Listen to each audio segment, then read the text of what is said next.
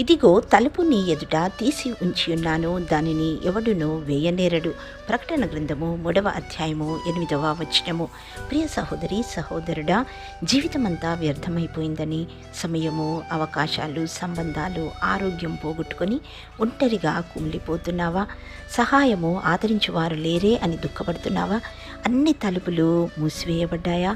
కృంగిపోకు. అవమానంతో, పశ్చాత్తాపంతో వంచిన నీ తలను ఎత్తి చూడు. నీ కోసం సిలువలో ప్రాణం పెట్టిన కరుణామయుడు ఒక తలుపును తెరిచి ఉంచినాడు. అది నీ కోసమే. అది ఎప్పుడు ఎవడునూ మూయనేరడు. ఇప్పటి వరకు పడిన శ్రమలు నీకు శిక్షణ కొరకే.